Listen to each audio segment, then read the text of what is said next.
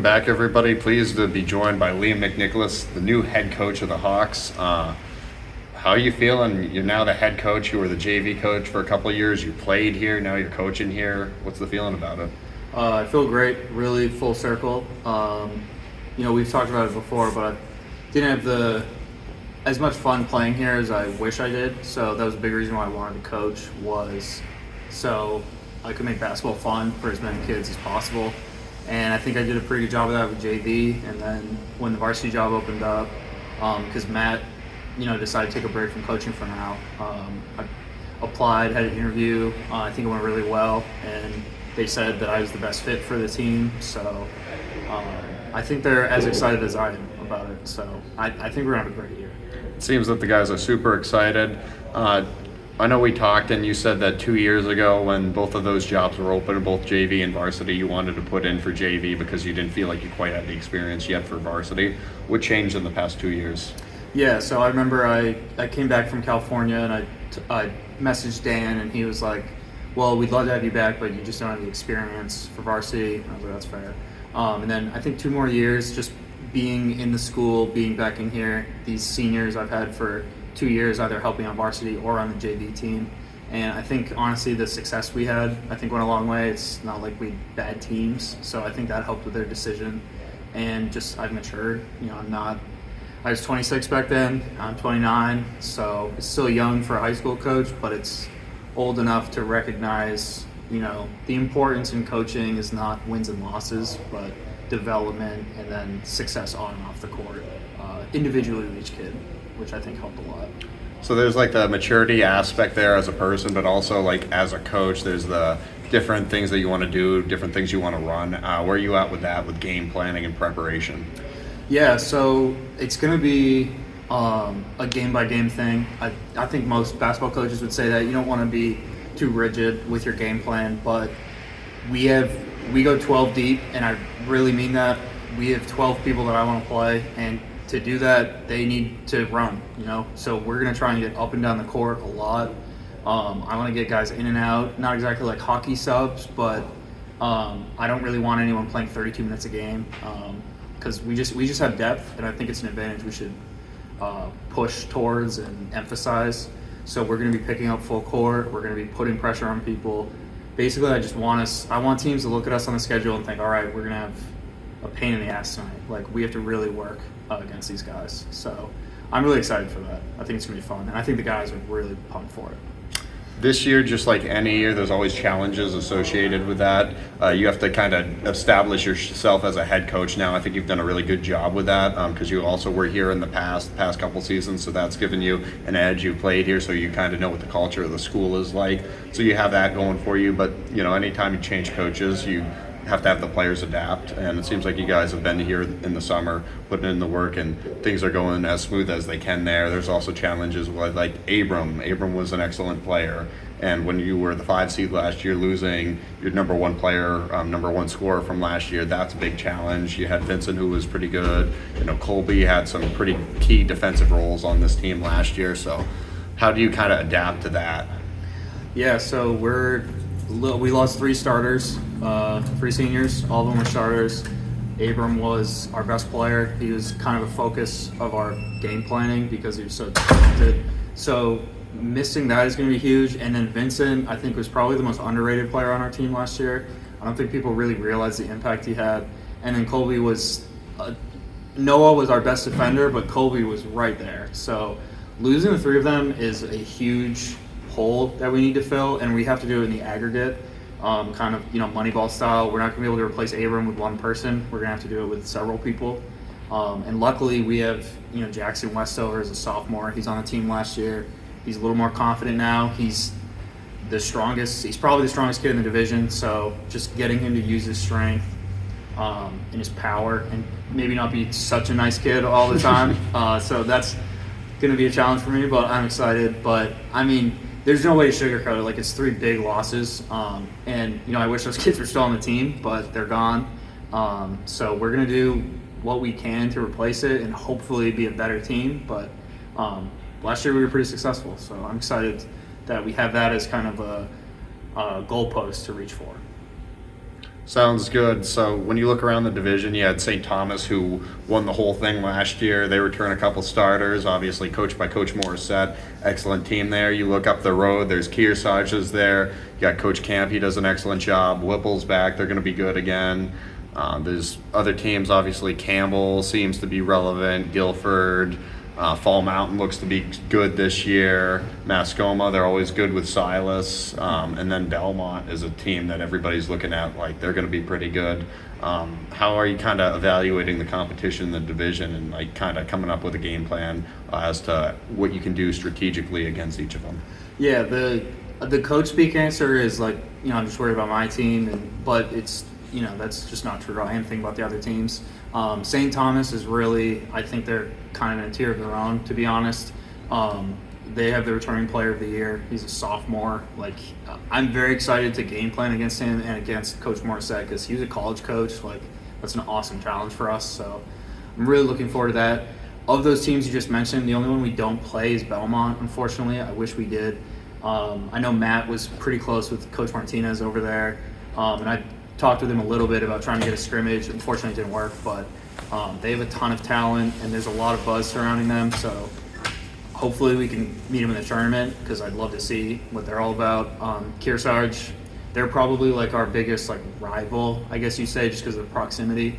They have Whipple, and then another thing that I don't think a lot of people know is Whipple's younger brother is a really good shooter. He's a swinger last year. He killed me in JV. It was very frustrating. So I think they're going to be very good. Camp's awesome. Coronas is awesome. They have two other assistant coaches. I don't know their names, unfortunately, but they all do a great job. We get to play them twice again. They're one of the only teams we played twice, so I'm looking forward to that. Mascoma, they just have a great coach. They have good players. They're always going to be good. Same with Campbell. Conan is obviously really interesting. Without, in my opinion, the best coach in the division, Coach Saucier. I would agree. He's at Bow now, so we'll see what they can look like. But there's such a basketball culture ingrained there that I would not write them off for sure. But right now, we're worrying about Summersworth. That's our first game. We play them a week from tomorrow. We're looking forward to it. They're another team. They have a new coach, just like we do. So he's thinking the same things I am. He wants to prove himself. The team wants to prove themselves. They struggled a little bit last year, so I think they're going to be playing with a lot of energy. And starting the year on the road is always tough. So last year, we had a bunch of hype. We were very excited. We go up to Fall Mountain, and we kind of laid an egg, and they kind of punched us in the mouth. So my job is to make sure that doesn't happen again. For you as a coach coming in, you're obviously going to have some challenges that are going to come your way that you don't expect, that maybe this year you're just going to have to deal with that and move around that and just kind of be on your feet the best you can with that. But when those challenges come, what's your approach going to be like to combat those, and what do you see as some of the biggest challenges that this group's going to have as you're trying to get them where they need to go? Yeah, so the way that I would handle them, I guess, is I'm very confident in my abilities as a coach, and I'm really confident in my ability to adapt to what's happening. I think I can think on my feet pretty well, and in basketball that's super important. But I would say the primary thing is I just have a great support system. Ari Richter is coaching JV. He's such a bright guy. He's going to be helping out varsity. He's there for me to bounce ideas off of. And Evan Jacobson is an assistant for both of our teams, and he's one of the nicest kids I know. Like, he's going to be a great guy to bounce ideas off of. He's going to let me know if maybe I'm being a little too harsh on them, that kind of thing. And even how I like to think I'm young, he's even younger than me, so he can relate to the kids. That'll be a huge help. But I think I don't want to, predict any issues. If I did say we'd have one, I'm going to struggle with playing everybody. I can already tell that. I struggled the last 2 years sitting on the bench, seeing guys upset that they're not in, and I get it.